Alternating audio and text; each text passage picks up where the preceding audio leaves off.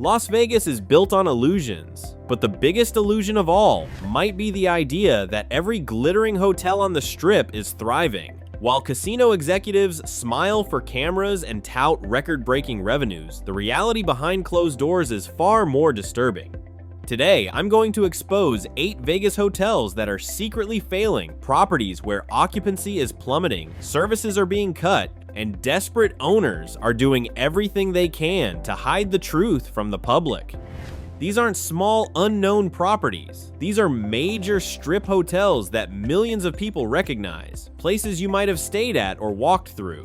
But right now, they're all struggling with fundamental problems that their marketing departments don't want you to know about. I've spent months investigating financial reports, interviewing former employees, and analyzing industry data to bring you the real story behind Vegas's carefully crafted facade. What I found will completely change how you see the Strip.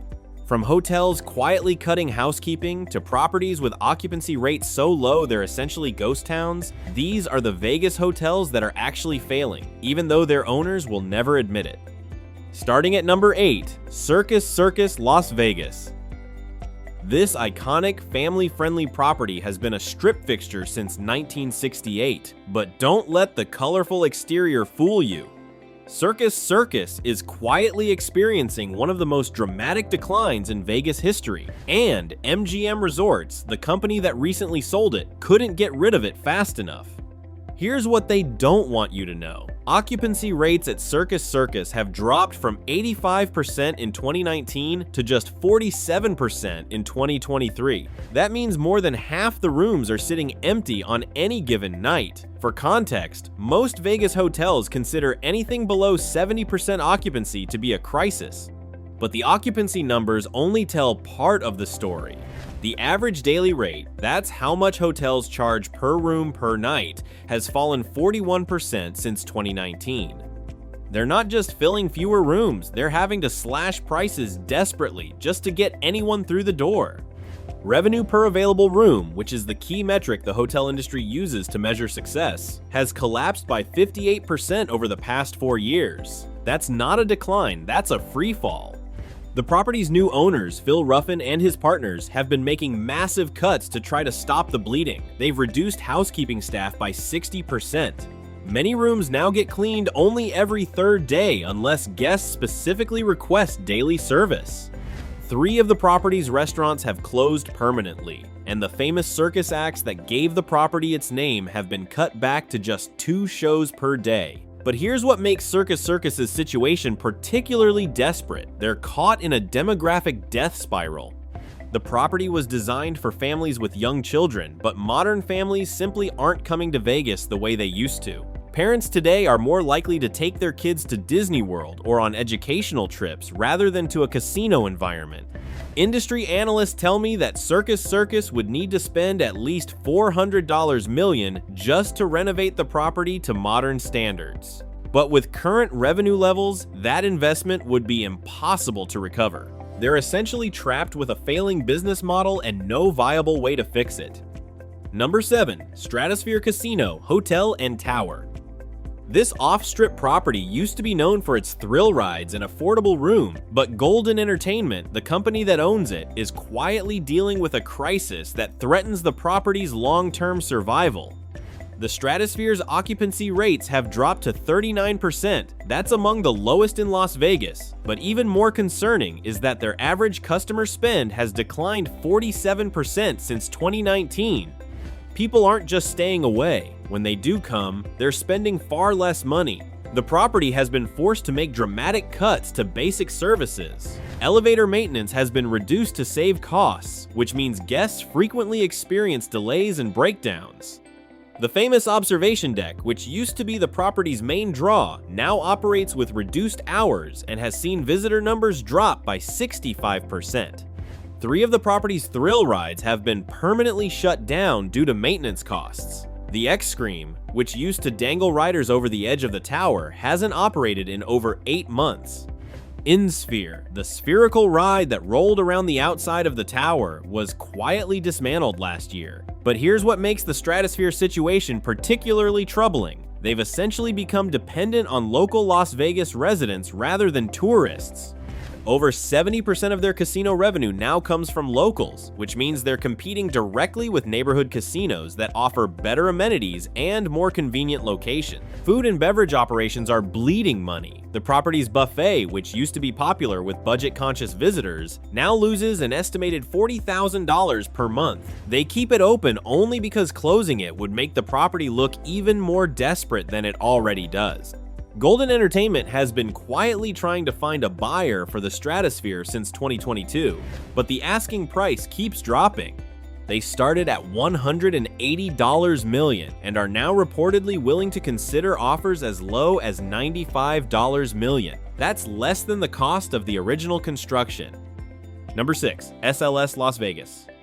This property has gone through more ownership changes and rebranding attempts than almost any other hotel in Vegas history, and none of them have worked. The current situation is so dire that industry insiders are predicting complete closure within 18 months. SLS Las Vegas has an occupancy rate of just 34%, which is catastrophically low even by struggling Vegas standards. But what makes this even worse is that most of those occupied rooms are being sold at massive discounts through third-party booking sites. The average room rate has fallen from $89 per night in 2019 to just $31 per night today. The property has essentially given up on attracting premium customers. Their VIP services have been eliminated. The concierge desk is staffed only 3 days per week. Valet parking has been discontinued, and guests now have to self-park in a garage that frequently has broken elevators and inadequate lighting. Room maintenance has been deferred to save costs, which has created a cascade of problems. Guests regularly complain about broken air conditioning, malfunctioning TVs, and bathrooms with serious plumbing issues. Online reviews consistently mention rooms that smell of mold and carpets that are visibly stained.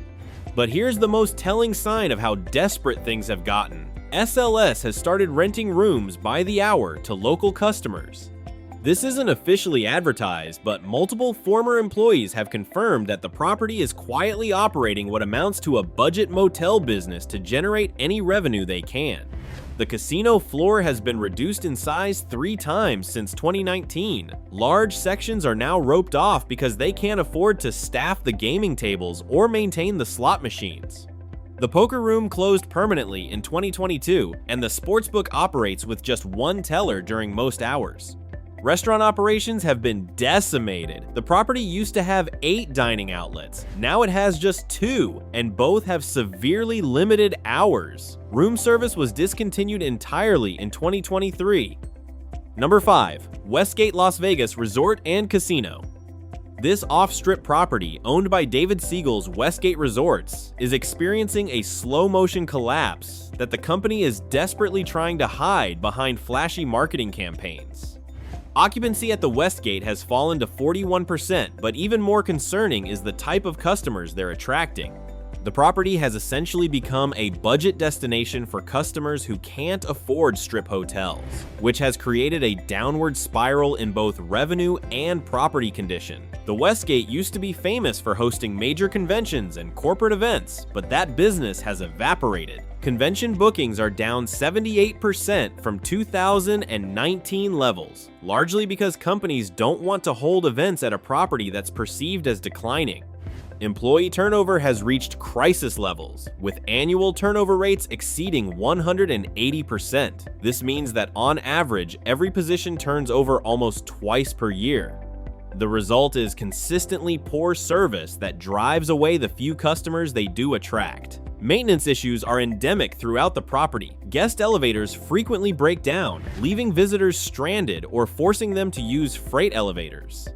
The pool area, which used to be a major amenity, now has limited hours because they can't afford adequate lifeguard staffing. The casino floor tells the story of a property in decline. Entire sections of slot machines sit unused because they can't afford the licensing fees and maintenance contracts.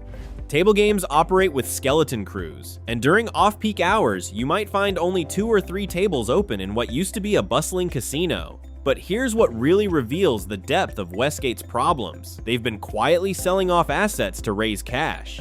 The property's valuable Elvis Presley memorabilia collection was auctioned off in 2022. Several parcels of land around the property have been sold to developers. They even sold the naming rights to their theater, which is now called something different every few months depending on who's willing to pay. David Siegel has been trying to find a buyer for the entire property since 2023, but potential purchasers are scared off by the massive capital investment that would be required to bring it back to competitive standards. Number 4. Palace Station Hotel and Casino. This locals-focused property, owned by Station Casinos, is facing a perfect storm of declining revenue, increased competition, and fundamental changes in how Las Vegas residents choose to gamble. Palace Station's occupancy has dropped to just 38%, making it one of the most underutilized hotels in the entire Las Vegas market. But the real problem isn't just empty rooms, it's that their core customer base of local Las Vegas residents is abandoning them for newer, more convenient alternatives. The property's gaming revenue has declined 52% since 2019, and it's not coming back. Local customers now have access to tribal casinos with better amenities, online gambling options, and sports books that they can access from their phones. Palace Station's aging casino floor and limited amenities simply can't compete.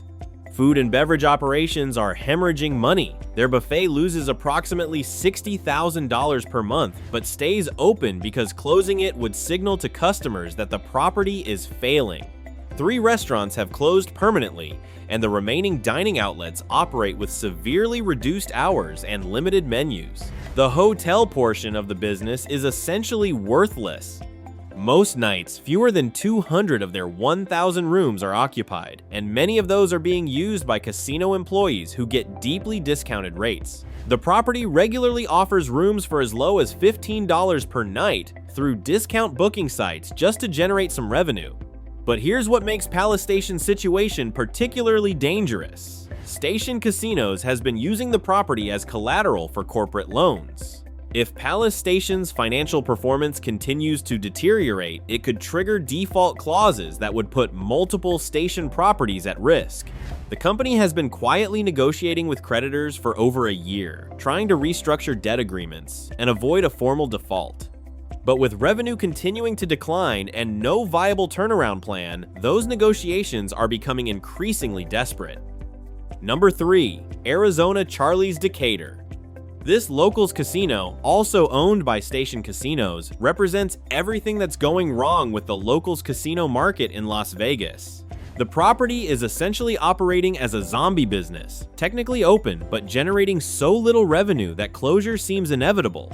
Occupancy at Arizona Charlie's has fallen to an unbelievable 22%. That means on most nights, fewer than 50 rooms are occupied in a 2-5-8 room property. The hotel is essentially empty, but they keep it open because closing the hotel portion would trigger lease violations and other contractual obligations. The casino floor is a ghost town. During off-peak hours, you might see fewer than a dozen customers in a facility designed for hundreds. Slot machine revenue is down 67% from 2019 level, and table games operate only on Friday and Saturday nights because there simply aren't enough customers to justify staffing them during the week. Employee costs have been slashed to dangerous levels. The property operates with just 85 full-time employees, down from 340 in 2019. This skeleton crew means that basic services are frequently unavailable. Housekeeping is done only on request, and even then, there might be delays of several days. The restaurant situation is particularly dire. The property's steakhouse closed in 2022 and has been converted into storage space. Their coffee shop operates only 4 hours per day. The only dining option that stays open for regular hours is a small cafe that serves pre-packaged food from a limited menu. But here's what makes Arizona Charlie's situation so troubling for Station Casinos as a whole. The property represents the canary in the coal mine for the entire locals casino industry. If local Las Vegas residents won't support a property that offers affordable gambling in their neighborhood, what does that say about the future of locals gaming in general? Station has been quietly shopping Arizona Charlies to potential buyers since 2023, but there's virtually no interest. The property would need massive capital investment to become viable again, but the demographics and competitive landscape make that investment unlikely to pay off. Number 2. Silverton Casino Hotel. This off-strip property, owned by Ed Roski Jr., has been struggling with a fundamental identity crisis that has left it failing to attract any consistent customer base. Silverton's occupancy rate has dropped to 31%, which is among the lowest in Las Vegas. But what makes this particularly concerning is that the property can't seem to decide what type of customers it wants to attract. It's too far from the strip for most tourists, but too expensive and unfocused for locals. The property's signature attraction, a massive aquarium in the casino, has become more of a liability than a draw. Maintenance costs for the aquarium exceed $180,000 per year, but customer surveys show that most visitors barely notice it. Meanwhile, the space it occupies could be used for more profitable gaming or retail operation. Gaming revenue has collapsed by 59% since 2019, and the casino floor shows clear signs of decline. Large sections of slot machines are turned off to save on electricity costs. The race and sportsbook operates with just one teller during most hours. Table games are available only on weekends, and even then, they often struggle to attract enough players to justify opening. Room conditions have deteriorated significantly due to deferred maintenance. Customer complaints consistently mention problems with heating and air conditioning, outdated furnishings, and bathrooms that need major repairs. The property's average rating on travel sites has fallen from 3.8 stars in 2019 to 2.1 stars today. The hotel's restaurant operations are barely functional. Their signature steakhouse operates only 3 nights per week. The buffet was permanently closed in 2022. Room service is available only during limited hours and offers a menu of just 8 items. But here's what reveals the depth of Silverton's problems. They've essentially given up on marketing to tourists and are desperately trying to position themselves as a locals property. But they're located in an area where locals already have better, more convenient options. Ed Roski has been trying to find an exit strategy for years, but the property's location and condition make it difficult to sell. Recent appraisals have valued the entire property at less than $60 million, which is roughly what Roski spends on maintenance and operations each year. And now, the number 1 hotel that's actually failing, Sahara Las Vegas. This is the most shocking example of a Vegas hotel that's publicly projecting success while privately dealing with catastrophic failure. The Sahara's owners have created an elaborate facade to hide just how desperate their situation has become. Sahara's actual occupancy rate is just 29%, making it one of the most underutilized hotels on the entire strip. But here's what makes this so deceptive. They manipulate their published occupancy numbers by taking large blocks of rooms out of service for supposed maintenance. This allows them to report higher occupancy percentages because they're calculating based on available rooms rather than total rooms. Revenue per available room has fallen 71% since 2019. That's not just a decline, that's a complete collapse. The property generates so little revenue that they've been forced to take out emergency loans just to cover basic operating expenses. The hotel has quietly implemented what industry insiders call stealth service cuts. Housekeeping now cleans rooms only every other day unless guests specifically request daily service. Towels and linens are replaced less frequently. In-room amenities like coffee makers and hair dryers are often broken and aren't promptly replaced. The casino floor is maintained at a level that looks busy from a distance, but up close, the decline is obvious. Many slot machines are out of order or have been programmed with lower payout percentages to squeeze more revenue from the few customers they do have. Table game minimums have been raised so high that casual players can't afford to participate. Restaurant operations have been decimated behind the scenes. The property used to have 12 dining outlets. Now they have 4, and 2 of those have severely limited hours. Food quality has declined significantly as they've switched to lower-cost suppliers and reduced kitchen staffing. But here's the most damaging revelation. Sahara has been engaging in what can only be described as deceptive booking practices. They routinely oversell rooms, knowing that their low occupancy means most overbooked customers can be accommodated. But when they can't, they simply move customers to other properties and claim it's due to unexpected maintenance issues. The property's spa and fitness center, which used to be major amenities, now operate with reduced hours and skeleton staffing.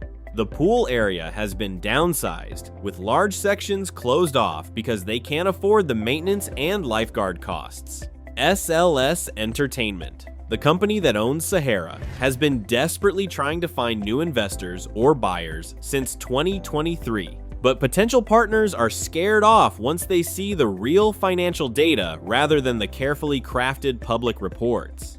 My sources inside the company tell me that current cash flow is so negative that payroll has occasionally been delayed for non-management employees. Vendors are demanding payment upfront rather than extending credit terms. Several major suppliers have stopped doing business with the property entirely.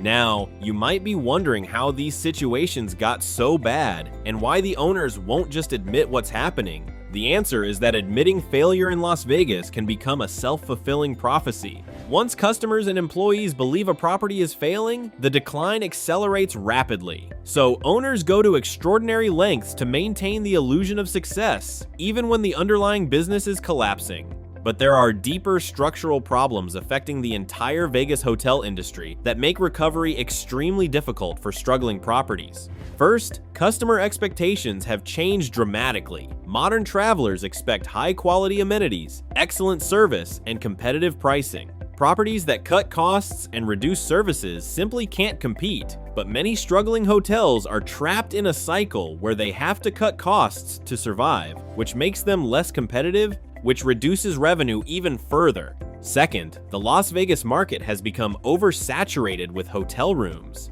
There are simply more rooms available than there are customers to fill them, especially in the mid-tier and budget segments. This means that struggling properties are fighting for an increasingly small slice of a shrinking market. Third, online reviews and social media make it impossible to hide problems from potential customers. One bad experience gets posted online immediately and can influence dozens or hundreds of future booking decisions. For failing properties, this creates a reputation death spiral that's almost impossible to escape. Fourth, the rise of alternative accommodations like Airbnb and vacation rentals has given customers more options than ever before. For many visitors, especially those staying longer than a few nights, a vacation rental offers better value and more space than a struggling hotel. But perhaps most importantly, these failing hotels are dealing with fundamental changes in why people visit Las Vegas. The city has transformed from a gambling destination to an entertainment destination, but many of these properties were designed and operated based on the old model.